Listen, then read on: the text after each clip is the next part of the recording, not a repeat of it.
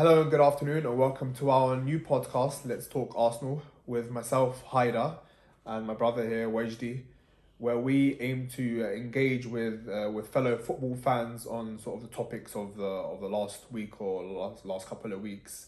And the first one that we've got for today is going to be the topic of Arteta and his managerial career at Arsenal the last 11 months, not including the COVID situation. And I'll be honest with you, when I started doing my sort of backup and my sort of research into what were gonna be my points for this debate today, I found myself listing off more negative points on Arteta than I thought was the case. It's no secret that I've gone from sort of 50-50 on Arteta to sort of 60-40 Arteta out over the last couple of weeks. And I wanted to come here with sort of reasons for that rather than just sort of willy-nilly, Aston Villa wasn't a good result. And I found myself listing off more things than I thought was the case. So the first one that struck my mind was the mismanagement of Guendouzi. Okay. For me, there was massive mismanagement there. We're a self-sustaining model, so it's important for us to have our assets, and when comes the time and we feel we're overstocked with these assets in a certain position, we sell them off, either we replace with whatever position we're missing. For me, Guendouzi was a player who, under Emery, did quite well, was one of the better players, did quite well in some big games, including Tottenham at home, and he showed a spirit and he showed fighting character, and he was good, he was decent at both sides of the game, so he was one of our assets. Okay. And after the Brighton game, we just binned him. And for me, it was like we grabbed £30 million and just binned it, because for me, he was worth maybe 25 or 30 million, and now he's worth next to nothing. And I think that was a bit of mismanagement. I think we could have done better in that situation. It's no secret, and his previous his previous manager has said that he's very, very difficult to manage behind the scenes. But for people like Arteta, who's paid millions of pounds to manage these situations, I felt like it could have been treated better. Maybe it's down to inexperience in terms of his managerial experiences. Maybe not. Maybe that's just sort of the character he is, where it's kind of my way or the highway. You go, okay, he's in a situation then where he's kind of like, there's one of two options. It's a catch-22, two options. You either squash the beef and you give Guendouzi a little telling off, nothing too deep, and then you just bring him back into the fold for whatever game. Or you actually discipline him, see how he reacts to it, and then if he doesn't react correctly, he has to be out of the squad, which is ultimately what Arteta ended up doing. He must have taken it. He must have understood that this is going to take a hit on his value. But the problem is, Haidar, is if you choose the number one, where you say, okay, I'm just going to squash the beef, I don't want to cause anything right now, he's going to be sold for 30 million or whatever. Yeah, you can do that. But how much does it undermine your authority? What we've been crying out for as fans is to have a manager that's actually got a set of balls on him. Arsene Wenger, how many players did he give free rides? Unai Emery, one day Ozil in the squad, one day out of the squad. One day Xhaka's captain, one day Xhaka's not captain. One day doing making all kinds of weird decisions. Yeah. Now we've got a manager that's actually come in and gone, actually, Ozil, you're not. I don't want you in the squad. Guendouzi, you're not in the squad. And I want to get rid of you because you're not up to You're not reaching these non-negotiables that ultimately. That's the first thing that Arteta mentioned when he came in. So what would you do? What can you do? Yeah, I just think that a club who's got a self-sustaining model, which Arsenal do, to throw away with Ozil and with Guendouzi is going to be near to 40 or 50 million pound across the year. Why? Ozil's contract, we're not going to be playing him at all. So we're going to be wasting. I don't think Ozil would have gone anyway, though. I don't think Ozil would have gone anyway. And like, you can't find anybody to sign Ozil for £10 million and and his contract. What, in COVID? Yeah, I mean, £5 million. I mean, from what I understand, from what I was reading and stuff, it wasn't lack of offers that he didn't leave. He just refused. Yeah, lack of decent offers. So he got offers to Saudi Arabia and stuff like that. Yeah, okay, but if you wanted to, him, yeah, but then that's the job of his agent. I don't think that there would be a lack of suitors for Ozil, in terms of he won't go to a big club. I don't think so. I don't think he would go to a big club anymore. But I'm sure he could get offers. Could somewhere. he get a PSG or a Juve? No, I don't think so. Bro, you got to look at these. You got to look at these. A lot of these kind of like managers that are up and coming now, and the style of football that's being played now, it's all high intense, kind of like pressing. People give me stats about Ozil. Oh, he ran 10 kilometers today. It's not about the amount of kilometers that he ran. It's the intensity at which he ran it at. And Ozil does not run at an intense pace. It's a good thing that you mentioned Wenger, Wajdi, because it brings me on to my next point. I was just thinking, Arteta seems to resemble Wenger in quite a lot of aspects. The first one that strikes my mind is his stubbornness. So Arteta just seems to make a decision and stick to it no matter what the consequences are. So this is I understand what you're saying about Guendouzi and Ozil. He had to make a stand, kick these players out of the squad so that he can build a mentality around the squad. But he seems to be making decisions and sticking to them to the detriment of the team. One of them, or two of them, two players that stick out like a sore thumb in our club at the moment is Lacazette and Willian. These players seem to be putting in stinkers week after week after week. And Arteta just seems to be like, nope, I decided this, so that's it. I'm not going to listen to any noise. Which, I mean, if you're making the right decision, so a lot of us were quiet on these facts at the beginning because we were getting wins. Nobody can tell me that against Sheffield United, against West Ham, these wins that we got at home were good performances. They weren't good performances, but we were quiet because we won. At the end of the game, me and you would get up, high five, and be like, you know what, it's 3 points. But it comes a point now where, okay, it's just not sustainable. It's not going to happen week after week. Playing these players, if you keep on playing them, it's going to catch up on you. And at the moment, he's making these decisions which we could see weeks ago. Why couldn't he see them? And if he could see them, which I'm sure he could see them, why is he not making any changes? Why does Pepe have to perform in the Europa League? I know it's just the Europa League. Why does he have to perform in the Europa League and Willian doesn't perform at all, and Pepe doesn't get minutes, but Willian gets the start? Yeah, I think what you're saying probably about. I agree with you on Lacazette. I don't think Lacazette lives the right life to be a top level footballer. I don't think he's in the right circumstances at the moment to produce the best football in terms of, he's got less than 2 years now on his contract. It's obvious we don't want to offer him a new one. That's definitely going to affect his confidence, etc., etc. And on top of that, I'm sure he's, for me, I don't think he's quick enough. I don't think he's tall enough. I don't think his stamina's good enough. There's a lot of issues around Lacazette. All of these though sounds like not the type of Arteta player at all. He's not. But you got to think about it, Haidar. What percentage of this squad is actually Arteta's style of player? But I think Lacazette is replaceable with our current squad. Yeah, squad. I agree with you. Lacazette shouldn't start for Arsenal. I agree with you on that. But when I want to look at it from Arteta's point of view, Lacazette ultimately is one of the big names in the squad. That's a fact. Yeah. Lacazette, in terms of goals and stuff, can contribute. He can contribute. He's one of our bigger contributors than other players. Like, yeah, you can say bring in Reece Nelson. You can say bring in whoever, Ceballos, whoever. Yeah, but these lot are not guaranteed to support Aubameyang with getting you goals. Whereas Lacazette, whether you like him or not, and even this season, at one stage he had 3 and 3. So he can get you some goals. I don't think you got to think wider than that. But then also when you think about it from Arteta's perspective, if you want to sell this guy and he's not done anything disciplinary wise to go against your non-negotiables and the mentality that you're trying to create around the squad, then you need to play him almost. What do you mean by doesn't live the life then? Huh? Doesn't limit. So we're talking about Arteta's style I don't of think. play I and don't think. non-negotiables. I don't think he probably. I probably don't think that he eats the right foods outside of.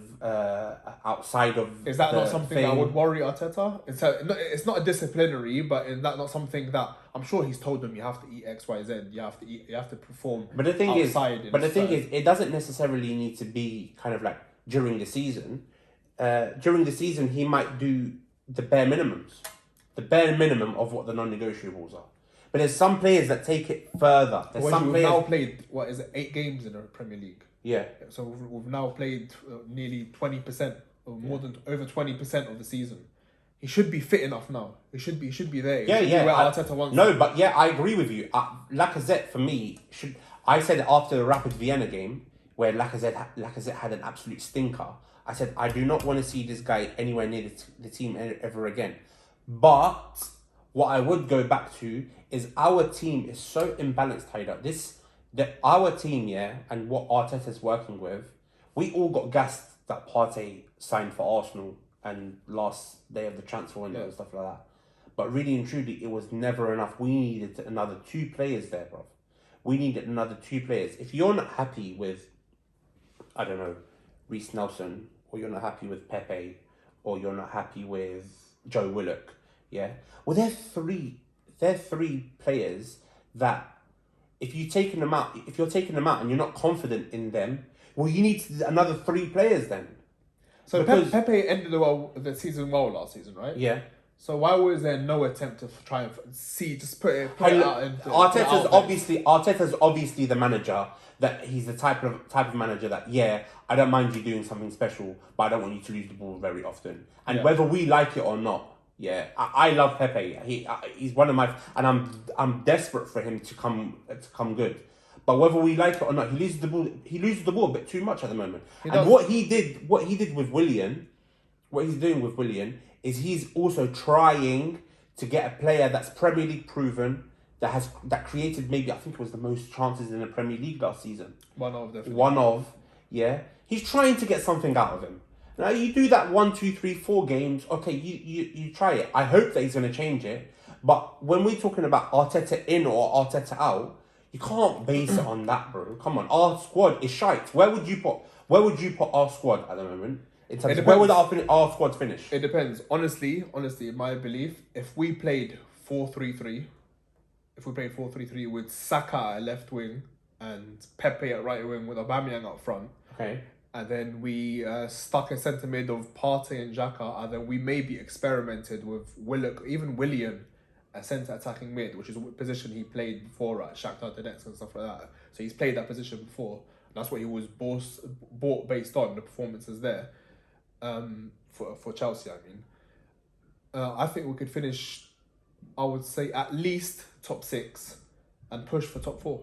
Honestly, I think we could push for top 4 with our current squad if we played. So for me, you're talking the front 3 of who? Saka, Pepe, and Aubameyang. Okay. Not Saka playing 90 minutes every single game, but Saka at left wing, Pepe at right wing, and then the 3 behind Aubameyang, and those 3 of Willian, Partey, and Xhaka, with a back 4 that's Tierney, Bellerin, David Luiz, and Gabriel. I think it could finish top 6 at least, if not challenge for top 4. At the moment, our team top 10. But Haidar, top 10 contenders. You're talking now about playing Willian in a centre midfield role. Attacking mid, with two. But really and truly, if you're going to play 4-3-3, you're going to have 2 midfielders that are going up and down and 1 player at the base. The problem you have with Willian is that as a right winger, he looks like he can't run. He can't run. He just looks like he's out of breath after 10 minutes. My issue with Willian is not even quality. Honestly, I believe if a player's got quality, one day or another it's gonna shine through. My issue with Willian is his stamina. Why is he getting so unfit after 10 minutes? Maybe he can't do the up and down which Arteta is demanding of him. Right wing up and down. But it's not anything different than what he used to do. But the age comes age that doesn't have its effect. So maybe he can only do the behind the striker link-up play. 10, 15 minutes? I think what he can do is he can play 50 to 60 minutes in that attacking mid position, and then somebody like Willock has to get some minutes. Willock can't throw in those performances in the Europa League and then not even get on the bench. Not even on the bench.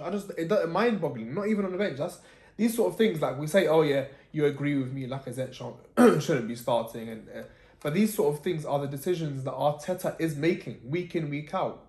Willock not even getting on the bench for me just doesn't make any sense. Not putting Saliba in the squad at all for the Europa League and then saying that. Well, he obviously wanted to go on loan. He was obviously going to go on loan. He did, but I mean, Arteta can't some foresight. I mean, sticking somebody like Saliba in the squad and then him dropping out is not going to be the big the make or break of the squad. If you have a 25-man squad and you stick in Saliba, he ends up going on loan. You have a 24-man squad. But the thing is, I'm sure we've got how many keepers have we got in our squad? Well, we left Ozil and Socrates out as well, innit? So who are you going to leave out of the squad? Because once you leave, if you, for example, register Saliba and he ends up going on loan in the same window, well, you just registered the Europa League squad, so you're leaving one player out that you can actually make do of. Well, then you can maybe bring up one of the under-21. Yeah, but why would you do that if you've got experienced players? Yeah, I mean, because at the end of the day, because then Arteta comes out and says, I've had enough of this situation. What do you mean I've had enough? It's nobody else's fault. You made the decisions. I don't understand what he means by I've had enough. It's not. I think he's talking in terms of the situation itself is just it's annoying. I think for me that interview where he said I've had enough is stunk of sort of managerial inexperience. You don't come out in front of the media and say I've had enough because it's nobody else's fault. It's nobody else's fault. It's the club's fault. It's Arteta's fault. Did you think that he wasn't going to make mistakes though when we got him? No, he's never managed his club, bro. He's never managed the team. But then, should his first step of managerial career be at such a massive club like Arsenal? Well, we won a trophy within 6 months of it. Yeah, Di Matteo won a Champions League. Yeah, but bro, that's different. Come on now. No, come on. That is different because Di Matteo, the reputation that Arteta has alone shows that he has the potential to be an amazing manager. So you can't really compare him to Di Matteo. That's firstly. Secondly, I would argue strongly that Di Matteo or whoever, bro, Arteta took over a team that hadn't won a match for almost 3 months. I understand that, and he took over in November. You know, when was it? December. So we hadn't won a game almost since the beginning of the season. Which I agree with you. I agree with you with all you're saying, but that it comes back to my point: is it something for Arteta to do? Never managed a club in his life, and you expect him to take over a club that is going through. Well, it's a long-term project. With a self-sustaining model, can we do long term? Yes. Can we do finishing outside of Europe? Well, that's almost what you do need, because short-termism is literally just becoming like a Man United, where you just spend 200 million. No, not 200 million. And then your manager expires after 2 years. You sack him, and then now you've got a new manager who doesn't like half the players. So you do need a long-term project. No. I understand we need a long-term project, but we need a long-term project with somebody as well who's going to make the most out of the current squad they have. I don't think Arteta is making the most out of the current squad he has. Okay, bro, but all right. Let's forget when we talk about squad and stuff like that. You have to think about context as well. Yeah. Yeah. Let's talk about the context that Arteta's come in. He took over a team that hadn't won a game in almost 3 months. The relationship between the club and the fans was just toxic. It was toxic. Yeah. The situation with Xhaka, the kind of like the hatred or like the toxic relationship between like players like Bellerin, Holding, Lacazette, a lot of players, yeah, and then he's got to now take over that from a man management perspective. Then you've got all the situations like COVID, so your finances have been hit, so you can't even spend what you wanted to spend, yeah, and situations like no fans in the stadium, so you can't even when you need that drive for the last 10 minutes, you don't even have that anymore. You've got situations like even things like David Luiz. You've got all the backrooms changes. Sanelli being sacked. Fahmy being sacked. You got the changes. Vinay becoming like the main guy basically. and then now Arteta's been made manager. You got so many changes, bro. Yeah, to be honest, I'm surprised we haven't lost all our games this season. We nearly have, bro. We nearly have in the league.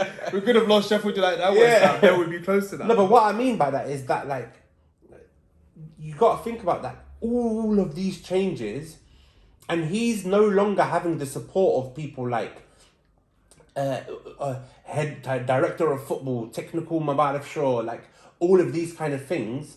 He's now the manager. Do you not think he's been set up to fail then? Is that something for somebody? Is that a role for somebody who's never had a managerial job in his career? No, I don't think. Is that something to just be chucked in at the deep end? Well, you're being given the trust. They're trusting in him and they're hoping that he can come good. I have no doubt he's going to be able to come good. But so after the international break, what would be your starting lineup against Leeds? For me, I'll play Leno in goal. Are you going 5 at the back?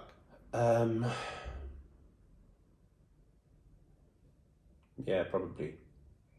I'm going 5 at the back because I don't think we have the correct players at the moment for anything else. We don't, in fact, have the correct players for anything else. Yeah. So for me, it would be Leno, Bellerin, Luiz, Gabriel, Tierney, Maitland-Niles, Xhaka, Partey, Pepe, Willian / Nelson. Not really bothered about that. Okay. And Aubameyang up front. Okay, and if you see the same formation as against Aston Villa or very close to, and then we lose, we get peppered. We lose. What? So we lose 3. Well, what in terms of what do you mean same formation? Willian playing right wing, Lacazette up front. I don't mind Willian playing right wing though. Okay, Lacazette up front, Aubameyang left wing. So same front 3 basically. That's nothing. I wouldn't be happy with that, but at the same time, we weren't complaining when Aubameyang got golden boot when he was playing left wing. We weren't complaining when Aubameyang was Arteta's top scorer at left wing. What I mean by that is the drop off isn't the drop off now with Aubameyang has all highlighted to us that why isn't Aubameyang playing up front? But when Aubameyang was banging in the goals left wing, we were creating more chances. Huh? We were creating more chances when Aubameyang was banging goals. Right now, we're not creating any chances. Arteta throughout Arteta's whole since he came as manager, we haven't been this free flowing creating football. But we're creating something like this season has just been incredible. Like we can't create any chances. No, but even then, Lacazette was doing decent last year. That's what I mean. But Lacazette at the moment is shocking. Okay, he can't finish anything. Yeah, so that's different.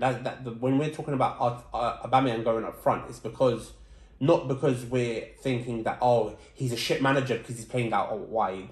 It's because Aubameyang should be playing up front because Lacazette isn't good enough. And also because Aubameyang is just not getting the chances. Like I think the last game against Aston Villa was like the first game he's had 0 shots on target. Yeah.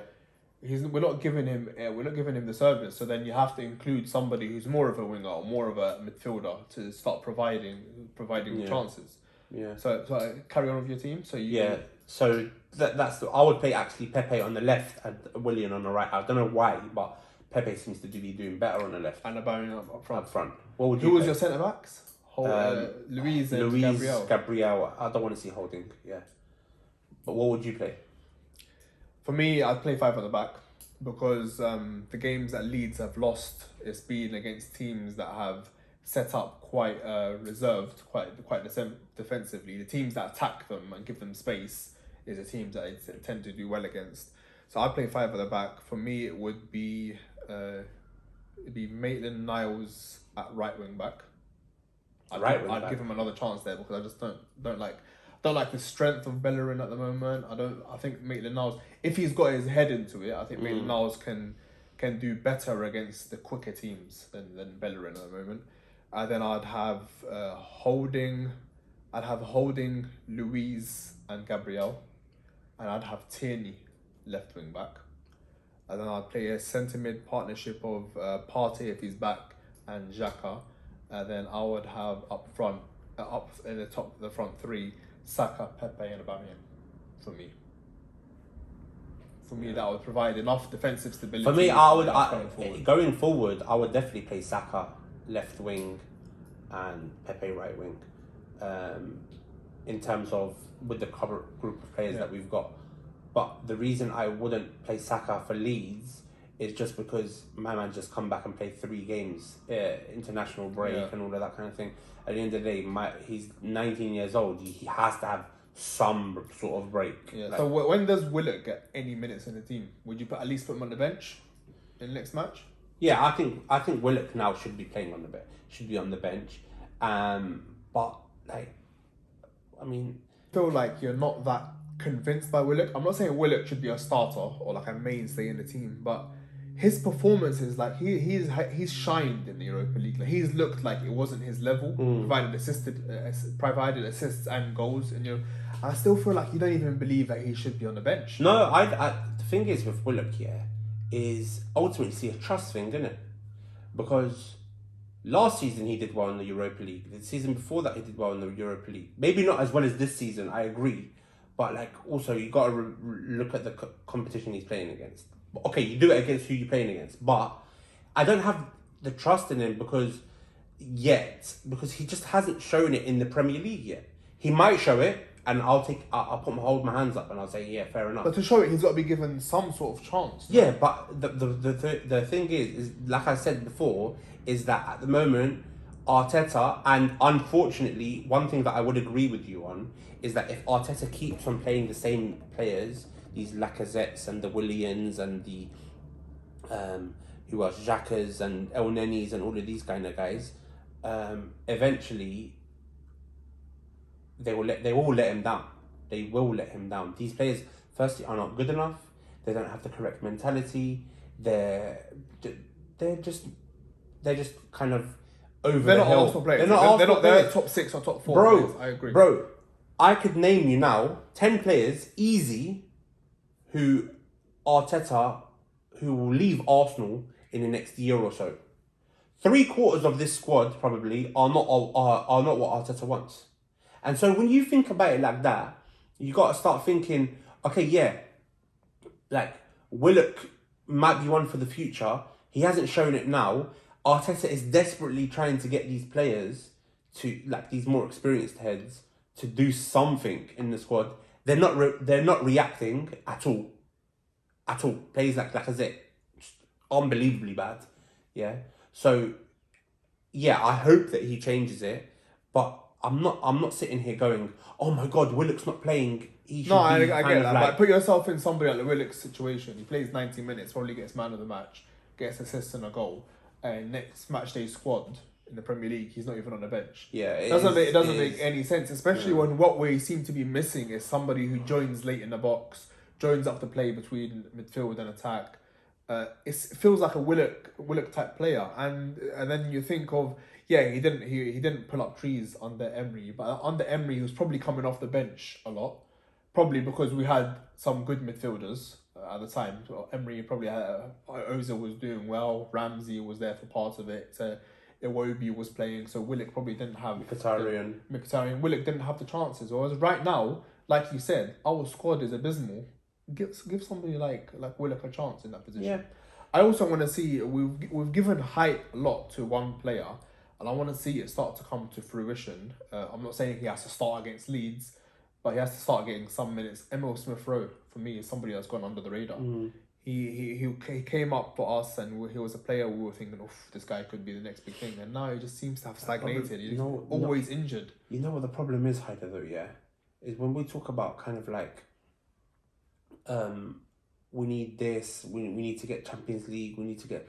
I'm tired of all these... The option is, yalla, let's go and play one of the youngsters. I appreciate we have a whole load of good youngsters coming up. Smith-Rowe, Willock, Nelson, Saka, Saliba, all of these guys.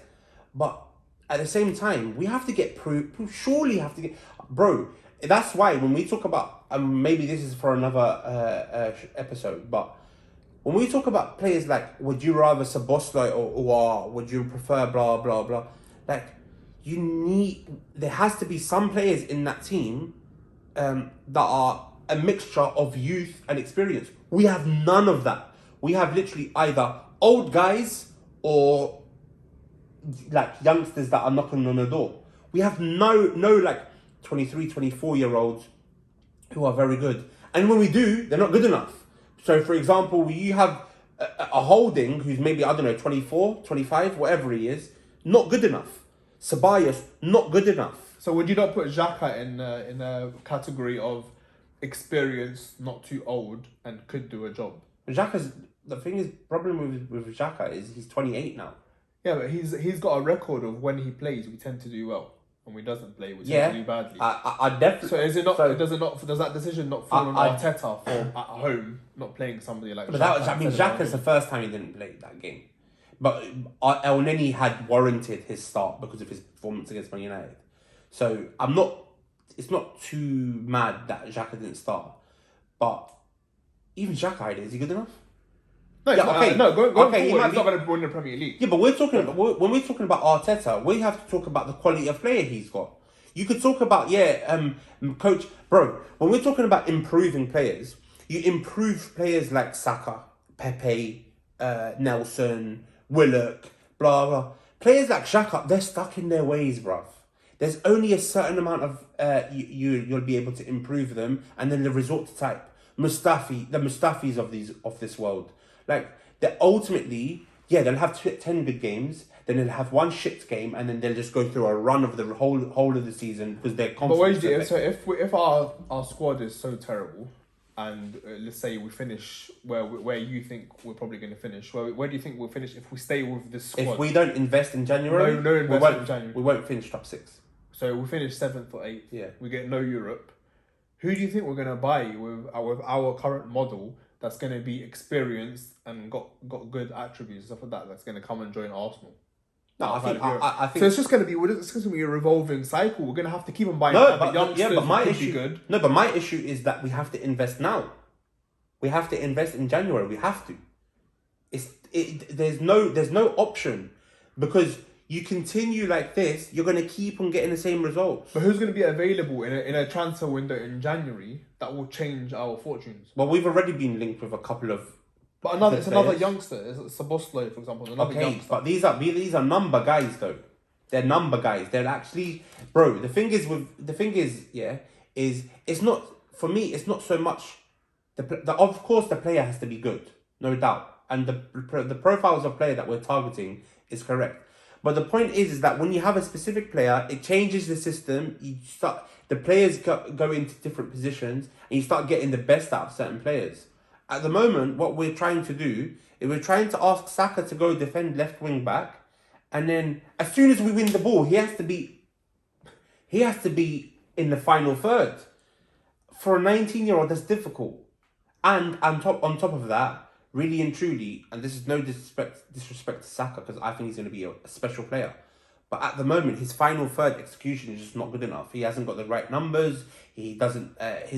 From my eye test, I can see that he doesn't play enough through balls. He's not incisive enough. Even against England, I think yesterday he missed quite. There you go. So it's not. There's not a bash on Saka. He's 19 years old. He's still learning his job and stuff like that. But like, this is what I'm trying to say. That at the moment the system doesn't suit. Once you change that, you change the system. Some players are in more fixed areas of the pitch. They don't have to use as much energy doing all sorts of things. It changes everything. That's why we have to invest in January. Buendia, for example, isn't the special player, but it's about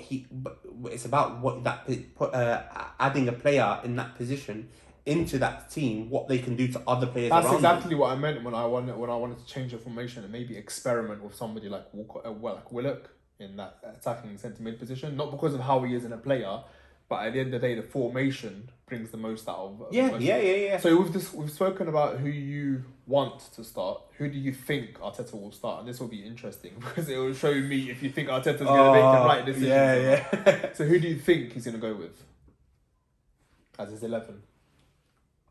Is he going to do? So one thing that's definitely not going to happen is El Neni's not playing because he's got COVID. Oh yeah. So he got away with that one. Yeah. Well, yeah.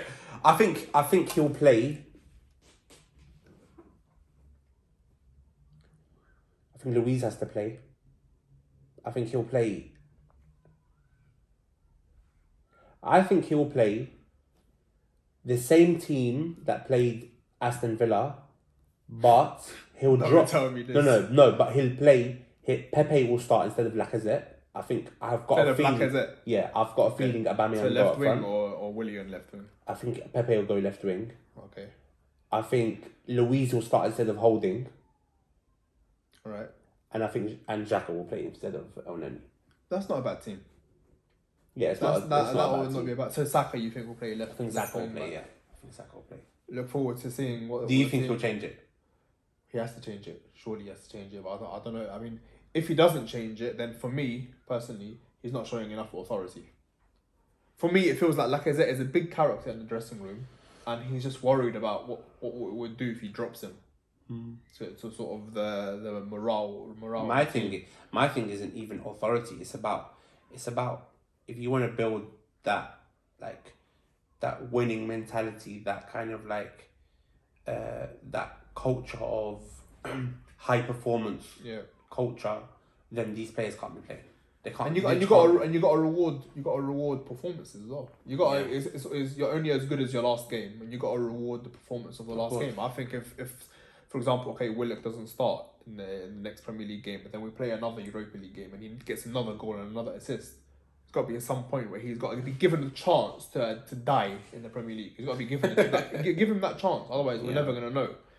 But it'll be interesting to know, and I think probably our next episode it'll be after the Arsenal Leeds game, where there'll be sort of more meat to the bone. We'll dig into each other a bit more to see if Arteta has made the right decisions after taking, the type of person Arteta out. He's been spending the last 2 weeks re-watching matches and making decisions. Let's see what sort of decisions he makes. Let's see the result of the Arsenal Leeds, and it'll be what he starts against with Arsenal Leeds will be kind of indicative for me of what he's going to do from now until the next transfer window. And then, so we'll probably do part of it on that, and then we'll start talking about and building up to the next transfer window, because AFC Bell is ready to release. He's ready to release his file. And when he releases that file, I know I'm going to get screenshots from you on who it is. Because when AFC Bell says we're going to buy someone, we might as well add him into our next squad, mate. That's it. Might as well just add him into our next formation. So we'll see who AFC Bell is going to talk about, and then we'll discuss the upcoming transfer window, who realistically was good. It's been good. It's all love. It's all love. Arteta 60-40, so don't. I'm 100%. So I'm not an op. Don't see me as bro. When this I'm a flip flop, bro. If we murk Leeds, we might as well not do the next episode, or just do it. But we'll see. Yeah.